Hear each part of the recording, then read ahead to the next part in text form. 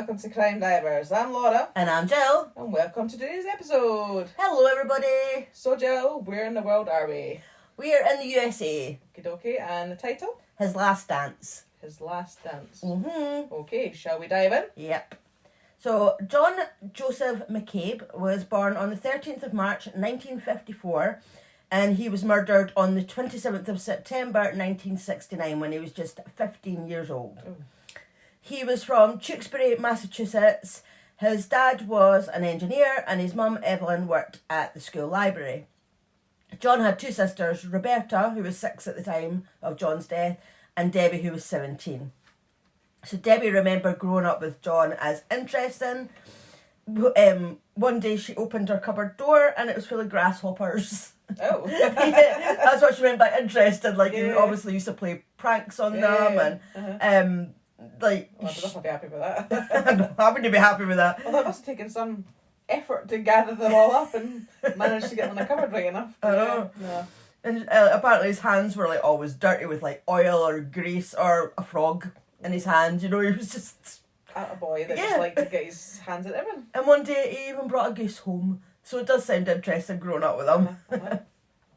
So on the 26th of September 1969, John was looking forward to going to the Knights of Columbus dance that evening. And it was only his second ever dance. Right. So his mum Evelyn said that he took a shower, he scrubbed his hair, put on his dad's aftershave. Mm-hmm. He didn't shave, but he just, still wanted to smell good, and he got himself all spruced up and off he went. So by 11 p.m, Evelyn started looking out the window expecting John home soon as the dance finished at 11. So she's like, right, keep an eye out for him, he'll be coming up the road soon. Yeah. But when he wasn't home by midnight, she was worried. Yeah. So Evelyn drove down to the dance hall. She was shouting his name out the window as she went, but nah, it was nowhere to be seen. Yeah. He didn't come home that night, so obviously his parents were worried sick and reported him missing. So the following day, 3 young kids walked through an empty lot, which I assume is just a vacant piece of land. Yeah. Because I was like, what's an empty lot? I don't know. And I did Google it because I was like, I actually thought it meant a parking lot, a car park, but apparently not. I think it's just an empty bit of land. Yeah, that's just... No, there's nothing on it. Yeah, maybe how people build their own houses and maybe there's just a plot that's not been built on or something. If I'm wrong, sorry. Yeah, I don't know. It doesn't really clarify what it means, so I mean, it will be something like that though. Yeah, as I said, it's just an empty lot. That's not something that I recognise as... No, we don't really in use the that UK, term, yeah. No. But anyway, as I said, I assume it's just a vacant piece of land. On Maple Street in Lowell, which is 4 miles away from where John lived. And these 3 young kids, they've actually found John's body. Can you imagine finding a body? Oh, that must, yeah. For any age, never mind kids. No, that's going to stay with you for the rest of your life, isn't it? That's something I would not want to find. No, I said especially for a kid. So John had been bound and gagged and tied with rope. His hands were tied behind his back and his feet were tied together. There was also a rope tied from his neck to his feet. So it was ultimately that rope that slowly choked him to death while he lay there. So if he was sort of struggling trying to move, it was tightening around his neck, So whoever had attacked him had left him there to die, and unfortunately it would have been a slow, painful death. And John wouldn't even know where he was because his eyes were taped over. So he was just in complete darkness. Yeah, that's awful. It sounds absolutely horrendous. So the police went to the McCabe's house and they took Bill, John's dad, to the basement to talk. They didn't want to tell Evelyn. Oh, right, okay. Excuse me. And I think they just didn't want to tell Evelyn until John had been identified. Right, okay. But she heard them. They have, in their house, they have a vent in the bathroom. Right. Low down, so she knelt down on the floor and put her ear up against the vent and she could hear everything that was funny, but she must said. have thought, well, why the hell are they going down to the basement? That's a bit sus as it is, so... I mean, excuse me, yeah. I'm here, I'm a human being, exactly. I'm his mother, just come and talk to me. Well, but exactly. I mean, it's kind of I guess they were obviously trying to maybe, I say protect her, but I mean, you can't really protect her because she's going to feel the yeah. trauma about it. You know, she's going to endure the trauma with it, so it's not really... It's inevitable that she's going to be totally heartbroken. I don't know if it's got something to do with the times, you know, it being like this, what was it, the 60s? Yeah, maybe that's what they did. Maybe they decided to tell the... Because it was 1969, like, maybe that was just the thing that they did, like, we'll speak to the man of the house kind of thing, you know. Maybe, true. But, yeah, but I mean, that poor woman, she was in the bathroom, kneeling down, listening through a vent. I know. And she said, quote, I heard that he was tied up and there was tape on his eyes, on his mouth. I heard a lot. I cried. I lay there and cried, end quote. So she's lying on the bathroom floor listening to police. Telling them how they found her. Yeah. Yeah, that's awful. So Bill had to go and identify his son and then go home and tell the rest of the family what had happened. An investigation was launched and, yeah, there was forensic evidence. There was like the rope, the tape, John's clothes and shoes, but it wasn't helpful because they couldn't tie it to anyone in particular. I mean, as I said, 1969, we didn't have the advancements in DNA, so... At first, it looked like the case could be solved quickly. So 2 tips came in. The first one was that a witness had spotted a car near the crime scene that night. It was described as a 1965 Chevy Impala, and the colour was either plum or maroon. And the second tip led police to a schoolmate of John's. He was 16-year-old Mike Ferreira. I think that's how you pronounce it. He and his girlfriend Nancy Williams were questioned because they had picked John up on the way to the dance. Right. Mike said that he knew who John was, but they weren't friends. He was just somebody they went to school with. But as they were driving to the dance, they saw him walking. So they're like, well, we'll give a lift. Yeah, we know who he is. So they stopped and asked him if he wanted a lift. So they picked him up, gave him a lift, and they said that they dropped him off at the dance, and Mike said that he never saw John again that night. Right. So Mike said that he went into the dance hall with Nancy, but he didn't actually stay. He left and went to meet up with his best friend Walter Shelley. So he sounds like a lovely boyfriend, like taking his girlfriend to a dance and then... I know, I'm just thinking, isn't the whole point to go together to the dance? And dance together and enjoy the dance. Well, yeah, isn't that it, no? No, he went off to meet his mate Walter. Right. Lovely. But I think he stayed for a little while and then off he went. So he went on to say that he, Mike, Walter and another friend, Bob Ryan, got in Walter's car and they drove to Lowell to try and buy some beer. So they did manage to get some and they drove around drinking Walter's car, which was a maroon 1965 Chevy Impala.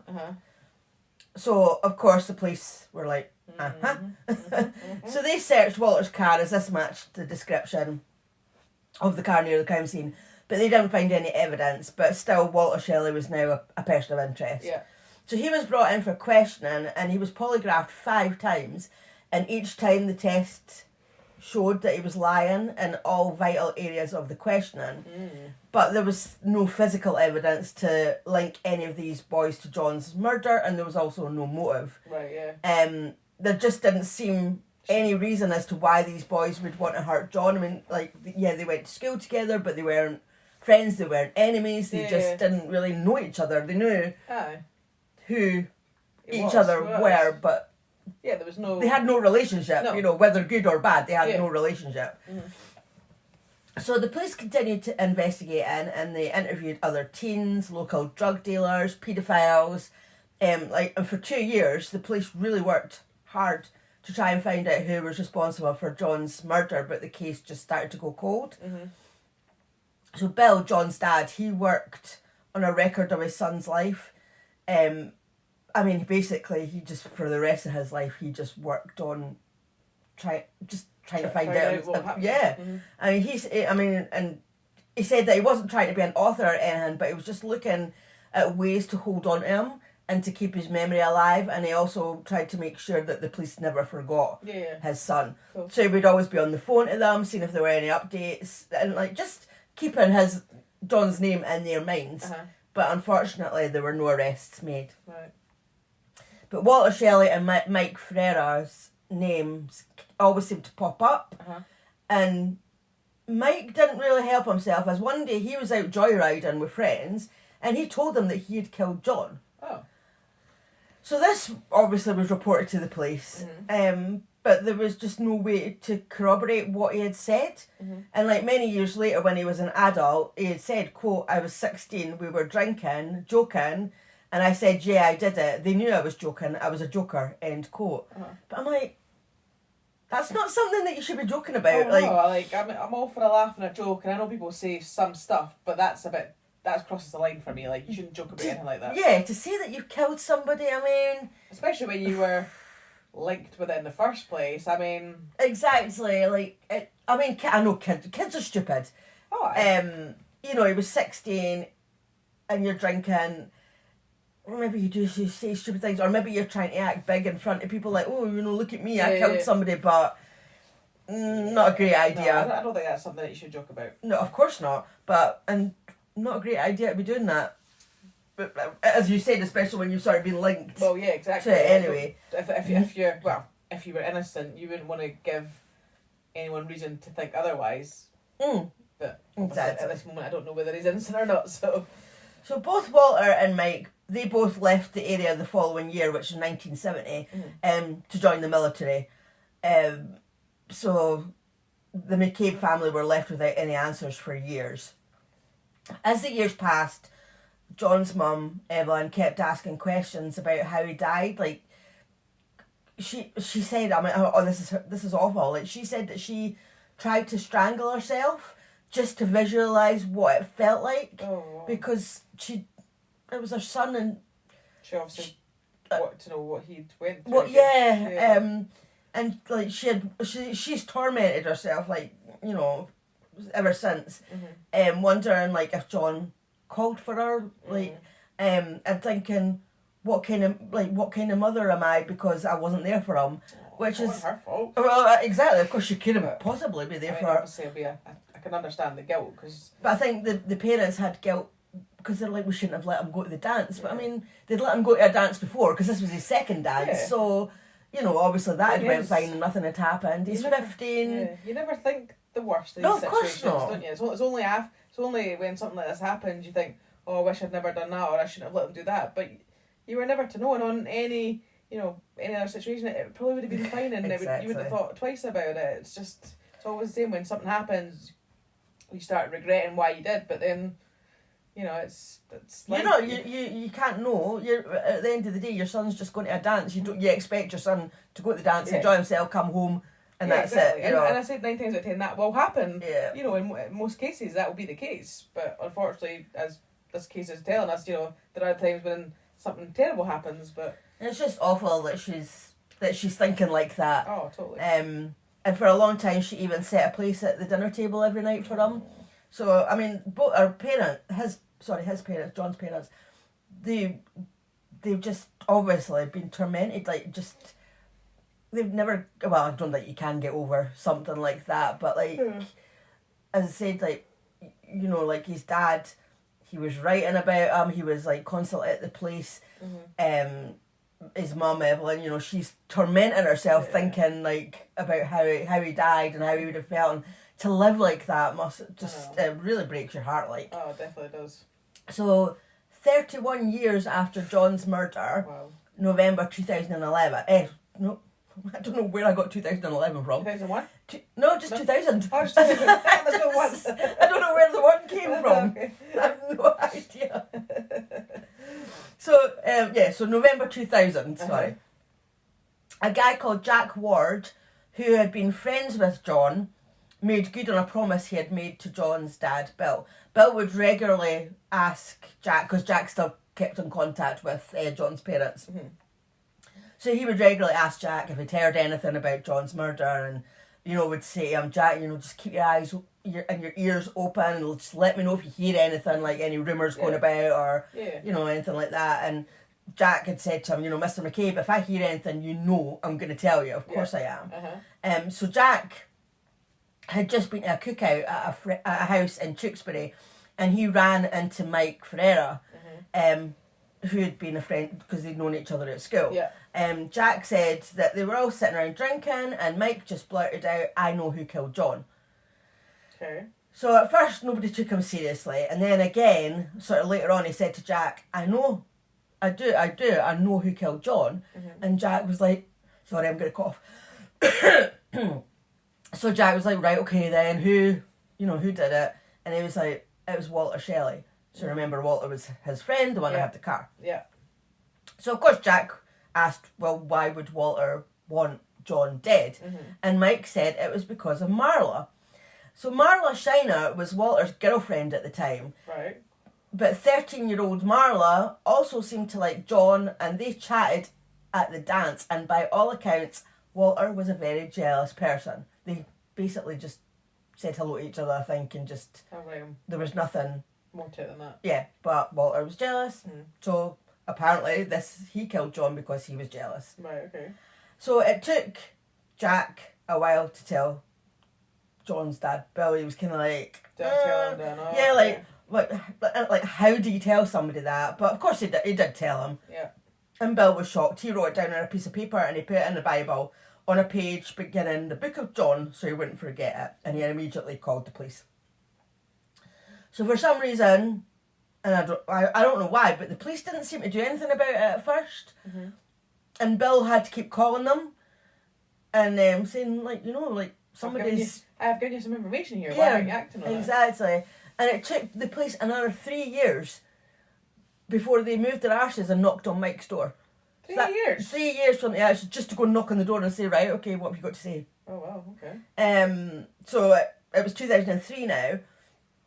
So this was 34 years after John's murder. Maybe they just thought, well, it's been that long. Well, maybe we've got other stuff to do, so we'll get around to it. Yeah, it wasn't high on their priority list. Which, I mean, if they've got other crimes, then I get it. I get that, but I mean, at the end of the day, if somebody's... Surely they could have somebody that could give him a call or knock on his door just to follow up. Yeah, exactly. Yeah, but... It's not like you're currently asking them to do a full-blown investigation again. It's just, I've got some information, just, can you please follow up to see if it's worth anything? Investigating, or, it's worth following up on. And then, take it from there. Yeah, but no, 3 years. Wow.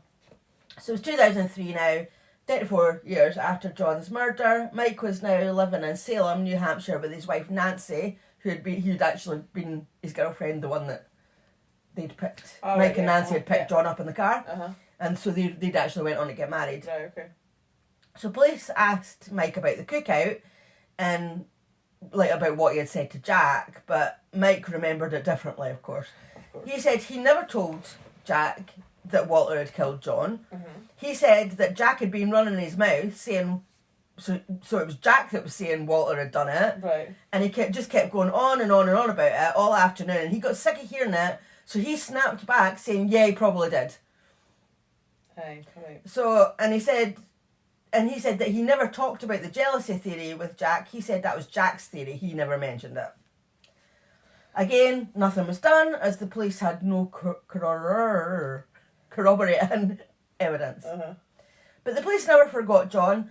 In January 2007, so this is another 4 years, Jerry Leon was sworn in as the county district attorney, and the police asked him to take a look at John's case. So it was reopened, and Linda Coughlin, a detective in the Lowell Police Department, was assigned to the case. So she continued to look at all avenues and who could have possibly been responsible for John's murder. And then in 2011, someone called Edward Allen Brown came into the picture. Okay. So Edward was really good friends with Walter and Mike. And they were always together, but he was never interviewed back in 1969. Because if you remember, it was actually a different guy that they said that they were with, called Rob or Bob or something. But he was never interviewed back in 1969. He was only ever mentioned once in a police report back then, and it was never followed up on. Right. So he had moved away from the area a long time ago, so the police tracked him down. I don't know how his name sort of came into it, but the police tracked him down and he was brought in for questioning. And he said that he knew nothing about the murder, never even heard about it.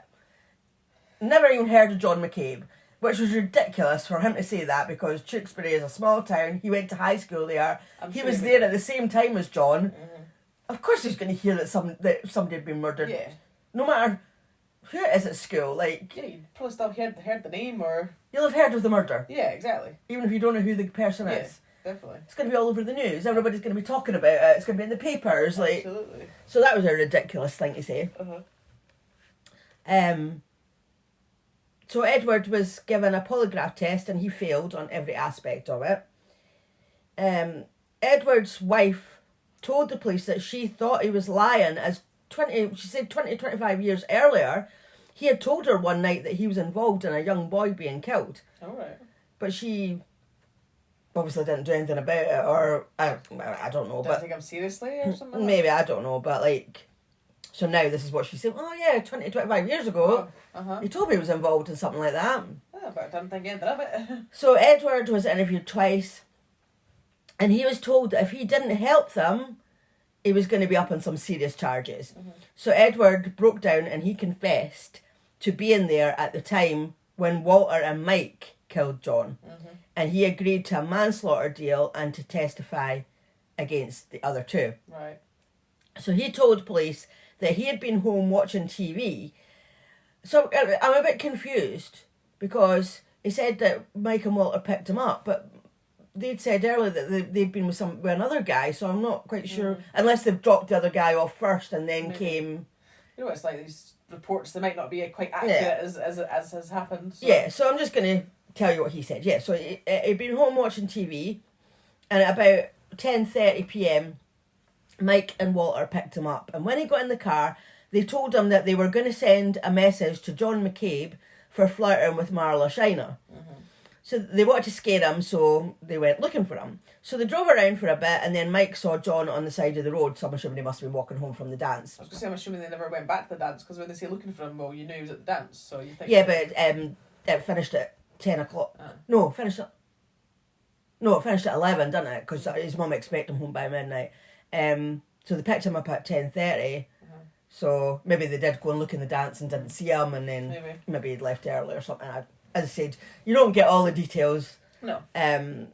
But they saw John on the side of the road and told Walter to stop. So they pulled over and dragged John into the car. They put him in the back seat with Edward, who held him while Mike started hitting him and slapping him. So Edward told them that John was crying and begging to be let out of the car, but they wouldn't let him. And they drove to Lowell and ended up on the empty lot on Maple Street, and they all got out of the car. Mike and Walter began assaulting John. Then they all held him down and they tied him up and put tape over his eyes and mouth. And he was told, like, leave Marla alone, this is what you get. And then they ran off and got in the car and left John there. Right. So Edward said that they drove around for about an hour and a half, maybe 2 hours, just driving and drinking. And he said that he suggested that they go back to check on John and let him go. But when they got to him, he was already dead. So they hadn't intended to kill him. Well, that's what they're saying. Remember, this is only one person's account. So there's, I mean, it could well be they were just trying to teach him a lesson. Well, the fact that they just tied him up, and they probably didn't think about the fact that if he was wriggling around that the rope was tightening to strangle him. So maybe they did just tie him up and just left him there to teach him a lesson, which. I mean, there's no, you can't defend that. No, I mean, of course. It's still awful what they've done, but I do wonder whether they hadn't actually meant for him to die. Yeah, by his account anyway, it sounds like that. I mean, even if they did mean for him to die, they're probably not going to admit that. No, that's true. But if they were just trying to teach him a lesson and they weren't intending him dying, why did they tie the around his neck? Why did they not just... It sounds awful that I'm even saying this, but why did they not just tie his wrists together and his legs together so he couldn't move? Like, it could have, like, again, you know, right, I feel bad for saying it, but they could have, if they'd given him, like, a kick in or whatever, you know, like, and then left him, and then that, to me, that would have sent a message. And he wouldn't have died. Yeah, so, I mean, yeah, you're right, if they put the rope round his neck, I mean, you do wonder why they would have done that, because, like, you could have either tied somebody's hands and feet, even covered their eyes and stuff and left them there as sort of a humiliation or something like that. Yeah. But what is the purpose of them tying the the rope around the neck. So maybe yeah. maybe I'm actually wrong, and I don't know. I mean, obviously I don't know what we don't ever know if they intended to or not. But it does now I'm thinking about it. It does seem a bit more like, well, why would you do that? Yeah, and like, maybe they're just stupid. Well, they are stupid, obviously. Well, I mean, they were kids as well, so I mean, again, you don't know what they were thinking at the time, and you know their thought process on it and stuff. So spur of the moment, maybe, I don't know. Sorry. So Mike Ferreira and Walter Shelley were both initially charged with murder, but because of how the law was in 1969, they had to be charged accordingly to how the law was then. So Mike was charged as a juvenile because I think he was 16. I think he was 16 and Walter was 17. Right. So Mike was charged as a juvenile. So the men were tried separately, and Mike was up first. So his trial started on the 16th of January 2013. His defence was to show lack of evidence and to establish that Edward couldn't be relied on, as it was his word. It was just like his word against theirs kind of thing. Yeah. So Edward said that it was Mike who tied John up, and the reason why he had kept quiet for 41 years was because he was scared of Mike. This is why Edward's saying he never came forward. Yeah. He was scared of Mike. So of course Mike was denying it. He said that Edward was a liar, and because he had done tours in Iraq and Afghanistan, then maybe he had something wrong in his head. Right. Yeah, exactly. Okay. Right, that's a great excuse. Yeah, I was okay. going to say that, yeah. So his wife Nancy said that Mike wouldn't hurt a fly, and Edward had given a false confession, and she said that either Edward must have killed John, or he had done it with someone else, or maybe he's just a real messed up human being. That's what Nancy said. But remember, Nancy wasn't there, so she's defending her husband, which, I mean, he was a kid back then, and I mean, if she's never had any, she's been happily married to him. I guess so. I mean, unless he was a violent man, you probably wouldn't think. Wouldn't think of your husband as doing something like that. But then, would you not like? To me, I'd be think if I, obviously I knew the situation at the time, I knew that Mike had obviously been initially linked with it. I think there would be some kind of thought there in the back of my mind, like, yeah. But, as you remember, this is 41 years later. She's been with him for all this time. Well, I get that. I mean, like, say, kids unfortunately do stupid things, and some clearly more serious than others. And I suppose maybe, in adult life, they mature and they obviously, would be perfectly nice people and don't do things like that. But, you can't categorically say that when he was a kid that, he didn't do anything wrong or bad or whatever. Well, she can, because she said that Edward's a messed up human being. Yeah. So, as I say, I mean, I get that she's defending her husband. I mean, obviously, I totally get that. And I'm assuming she doesn't know anything about it. Well, I never thought about that, what she did know about it. And, well, anyway, that's neither here nor there. Yeah. We're not talking about her. No. Well, we did, but we're not now. So, Mike's attorney believes that the police pressured Edward and thinks he is easily led. It wasn't like Edward walked into the police department and said, I've got a confession to make. He was interrogated by trained detectives and was faced with the threat of spending the rest of his life in jail, or he could tell the police what they wanted to hear, and they offered him a deal, no jail time. So, of course, he's going to blame Mike and Walter, which I get that as well. Yeah, totally. So he tried to say, the attorney, he tried to say that because investigators may provide information to someone that they're interviewing to see if it jogs their memory, that this could also be a way of getting the witness to say what they want him to say. Aye, yeah. But this apparently this didn't happen in this case, because it was Edward who brought up the subject of the rope and the tape and how John was tied up. So how could he have known that unless he was there? Yeah. So maybe it wasn't a case of the police getting to hear what they wanted to hear. Yeah, he'd actually brought up it, because I'm assuming that not everybody would have known exactly what had happened to him. They would have left out certain details about how he exactly was tied up and stuff like that. In most cases they probably do, because you're right, it could help them in finding somebody who did it, because somebody could tell you details that they've not made public. Yeah. So the lawyer said that there was no evidence of a scuffle where John's body was found, so Edward was lying about Walter and Mike attacking John just because there was no evidence of a scuffle. I don't know. Right, but this was back in 1969, so I mean... But Edward's lawyer was like, well, why would my client lie and implicate himself so directly in what happened unless it was the truth? Yeah. Because he could have said, look, I wasn't there at all. But yeah, like they just told me, or I sat in the car and I didn't do anything. Yeah. And, you know, so he has implicated himself that he helped. Yeah, he helped hold him down, didn't he? Yeah, So, and when they were tying him up, and he helped. Apparently, he held him when Mike was hitting him when they were in the car and stuff. So you wouldn't say that unless you were probably there. Yeah. So Mike's lawyer also didn't believe in the motive of jealousy over a girl. So Marla Shiner took the stand. Mm-hmm. She was asked if Walter was a jealous man, and she said absolutely. Mm-hmm. She had actually gone on to marry Walter when she was 18. Right. But it was strange because when she was asked on stand if she was dating Walter when John died, she said yes. But then a few minutes later she said no.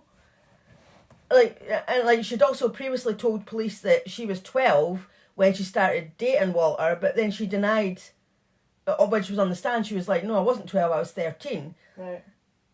But, I mean, it could be due to memory. I mean, by this point, it was 43 years ago. I know, so, I mean, but details could be a bit hazy. Yeah, I don't know, she seemed a bit sketchy. Because I saw a clip of her on the stand, and watching Marla on the stand, she seemed to have a bit of an attitude. Right. She obviously wasn't happy to be there, which no, probably not. No. I can understand. Because she's probably like, well, this is 43 years ago. Nothing to do with me. I just spoke to somebody at a dance, you know. But she just looked like she couldn't give a fuck. Yeah, okay. And that she wasn't interested in getting justice for a 15-year-old boy and his family. Well, maybe she didn't want her husband to be done for the murder. Well, I'm not sure if they were still married. I mean, she had gone in to marry him, but I'm not sure if they were still married. Right, okay. Or if they were, I'm not quite sure. You know, again, older case, not so many details.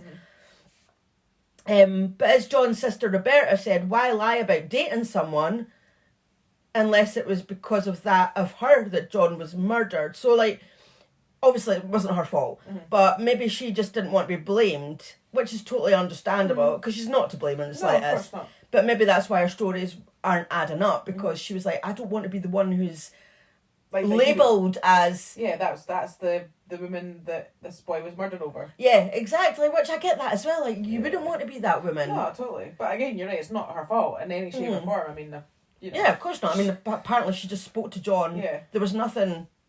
I don't even know if it was flirty, their conversation. They might have just been, hi, how are you? What you been up to? You know, just a normal conversation between a male and a female. Yeah. And her boyfriend's got jealous about it and went and killed the boy for it. So she in no way is she responsible, but I get that she doesn't want to be labelled as that person. So that could be why she was like that. I don't know.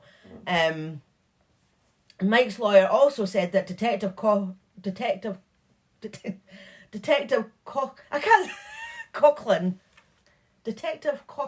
I can't say it both together, it just doesn't seem to go. So this detective had tunnel vision, and she had ignored evidence of other suspects. So there had been a suspect called Richard Santos. He had been arrested for committing a crime very similar to John McCabe's. He had abducted a young woman, and when her body was found, her hands were tied behind her back, her feet were bound, her mouth and eyes were taped, just the same as John's. But they hadn't sort of went down that route, you know, drilled him out. So, and there'd been another suspect, Robert Morley. He was suffering from mental illness, and his brothers actually went to the police and said they thought he might have been involved in John's murder. Right. He had moved to Florida the day after he was questioned by police, and years later he jumped off a bridge and killed himself. But the lawyer accused Detective Coughlin, the detective, of properly... sorry, I wrote that wrong. The lawyer accused the detective of not properly investigating these other suspects, and she was only focused on Mike and Walter. Yeah. Really sorry, I need a drink. So it took the jury 5 hours to decide, and they found Mike not guilty. Really?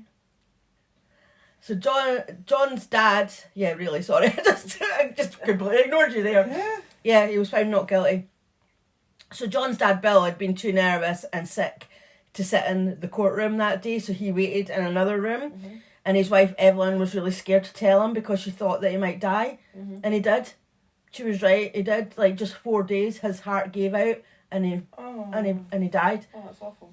And Evelyn thinks it was the stress of the trial that killed him. He finally thought that someone was going to be held accountable, and he was acquitted, and it was just too much for him. How sad is that? Oh, that's heartbreaking. So Bill was laid to rest next to John, and meanwhile the DA's office were wondering, after losing the case against Mike Ferreira, would it go ahead with the trial of Walter Shelley? So the reason that Mike had been acquitted was because the majority of the jurors didn't believe Edward Brown. Right. They felt that he had just been fed information and he hadn't been the best witness. Right. So they felt that he just kind of wanted to get out of there. So a lot of the time was just like kind of agreeing with what the lawyer said. So the jury had wanted to find him guilty of something. Yeah.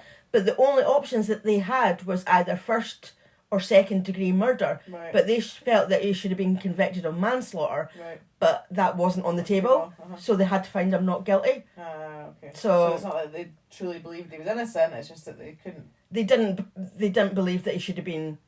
It shouldn't have been first or second degree murder. It should have been manslaughter. So he got let off. So prosecutors decided to go ahead with Walter Shelley's trial. So 7 months after Mike's acquittal, his trial started. So it was basically an identical trial, just with a different jury. And this time they decided to just let Edward Allen tell his story and be done with it, rather than all the sort of what they must have put him through the first time. Yeah.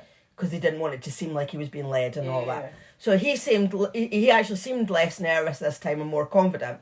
So the defence was saying that Edward would tell you whatever you wanted to hear, but of course the prosecution was saying, well, why would he implicate himself in a crime he didn't commit? Just, same again. Yeah.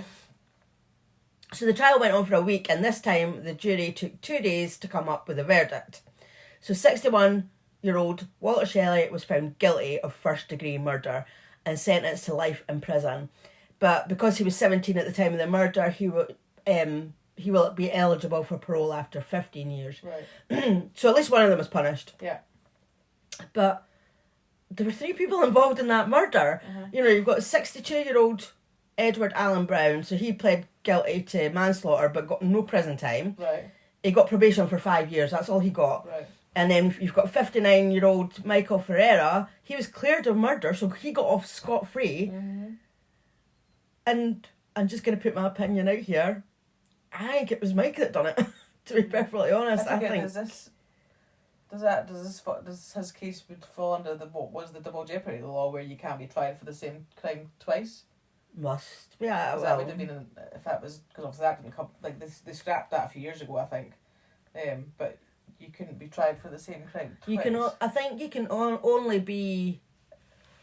No, is that like if you've been caught though or something? Like if you serve time for it? Because I feel like, well, why couldn't they retry him? I think you can only. I don't think that's a double jeopardy. I think the double jeopardy thing's a different thing. But I think that's if you serve time for a crime that if you serve time, then you can go. Remember that film Double Jeopardy? Well, that's what I was trying to think. She served time for it, even though she hadn't done it. She served the time for it, but then she went and killed him afterwards, and she couldn't get done because of double jeopardy, because she'd already served the time for it. Right, okay. Whereas with this, you're not allowed, if I remember rightly, in another case that we've done, or other cases that we've done, if you've already been found not guilty, you can't get tried again unless new evidence comes to light. Right, so if there's no new evidence, then they can't do it again. Right, okay. So if they have no new evidence, can't be tried again.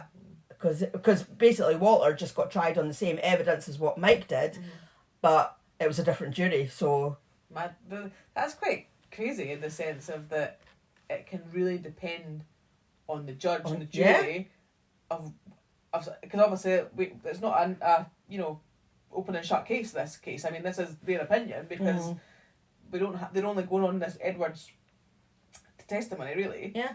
So, your fate has been in the hands of these 12 people that on one person they found, well, nah, he's not guilty, but on another they have. So it's quite scary, and it kind of like just proves how many people can be wrongfully convicted about stuff or wrongfully let go of stuff because it's just their opinion. Yeah, exactly. Because there's no hard evidence. Yeah, I mean, it's different if there's like hard evidence. Then it's nailed on. You can it's done. Like they'll get the person, it'll be done. But these cases that you can't categorically prove it is based on circumstance, potentially, or whatever it is, then you're right that there's so many people that have either way been wrongfully convicted of it or wrongfully acquitted of it. Yeah, and it is just people's opinion. Mm-hmm. Yeah, basically. That's what it is. It's people's opinion because you don't have the evidence. Yeah, it's their opinion. That's two cases that have been the same, which they did slightly different with the second one with the whole way they questioned Edward and stuff,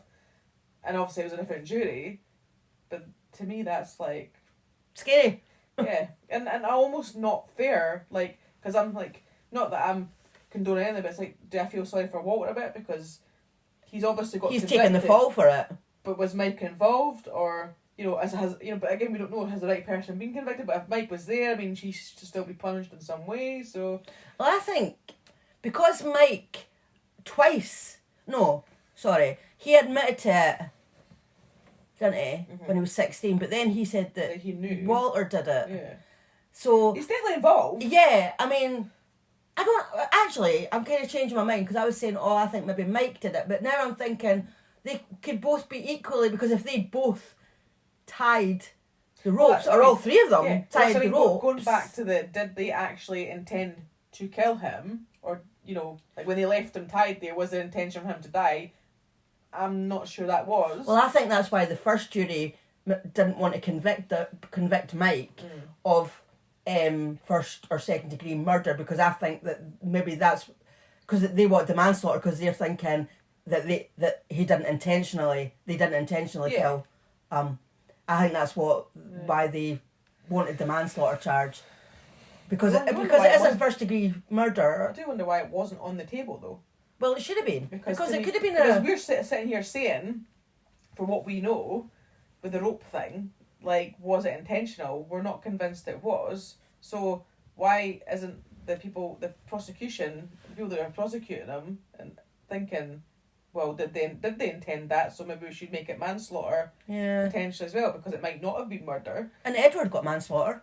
Well, yeah. So why wasn't it on the table? I know he had a plea deal because he was obviously testifying against them, but so was there a fuck up there where it should have been on the table? Because I think if there had been manslaughter on the table, I'm pretty confident from what you've told me that Mike probably would have been found guilty of manslaughter. Yeah, I think that's what they did say, that's what they wanted. Mm-hmm. But I just think, why didn't they try them together? Yeah, that as well. Like if there's like I think it would have been more fair to do it together rather than both having different juries and stuff. Exactly, like have one jury, have the first jury said they had manslaughter on the table, and then, as I said, I think that there would have been 100% Mike would have been convicted of something. Yeah, I think if it had been the both of them, or just Mike, I think he would have got done. He should have got done with manslaughter. But I think, they're probably just all equally as guilty. I mean, as if what Edward is saying is true, they all held him down and tied him up. Mm-hmm. So they're all, so it's not fair. No. Not that I don't feel anything for Walter, but I do think it's unfair that he's the only one who's having to serve life in prison. He's the only one who's getting prison time. Exactly. That's not fair. To me, that's also not full justice for John either, because, if those three men were all involved, then only one of them's been punished, then they should all have been punished, because... They should have all been punished equally, because nobody knows what the exact story is apart from those three people. Yeah, well, that's another thing as well, isn't it? Like, if you can't categorically say who's done it, then how can you say that person does deserve a harsher sentence than the other? Yeah. And again, I said I have no sympathy for Walter either. Of course not. But it's any sympathy for any of them. No, but I do think that all three of them should have been done. I mean, maybe, but that wasn't that long ago, was it? I was going to say, because I was thinking, but years ago, obviously, with the justice system, maybe it wasn't quite as good as it is now, but then actually that wasn't that long ago. So. No, it was in the 2000s. Yeah. When was it? It was 2011, did you say? 2000. Oh, well, I don't know, because I mistakenly said 2011 earlier, didn't I? Yeah, we did say 2011 at some point. Did I? So I have to say I'm probably not satisfied with how that's the outcome of that. I have to tell our listeners that it was 2013. Oh. I can see the cogs whirling in Laura's brain. You can tell she's really thinking about this, and you're kind of quite puzzled, aren't you? But yeah, I mean, I totally agree with you. I think that they should have all been done. Nobody should have been let off scot-free. And the McCabe family, they filed a $10 million civil wrongful death lawsuit against all three defendants. Right. But annoyingly, I couldn't find anything about what happened with it or if it's still ongoing, because I couldn't access any of the websites. Because when I was typing in saying, because I read that they'd filed it, so then of course I'm typing in, well, what happened with it, like, did they get it, blah, blah, blah. And it just, there was, a couple of the websites came up saying they were unavailable due to legal reasons. Right. Or there was ones that was saying, oh, this website's unavailable in your region, because of course it's American. I do get that sometimes. Yeah. So I don't know what happened with that. I don't know. Right. But I mean, money's never gonna. Well, it's not gonna bring John back. Exactly. But I mean, I hope they did. I hope they were successful with it. But as I said, I couldn't find out. But yeah. It is annoying, that one, isn't it? I mean, they've got a little bit, because at least somebody is in prison, serving time for it, but there's too many out there that are still living their life scot-free. Yeah. That shouldn't be. No, because there you go. I mean, like, Edward had 5 years probation, so that's done, and Mike got nothing at all, so they're both nothing, exactly. And Walter's in prison. So, yeah.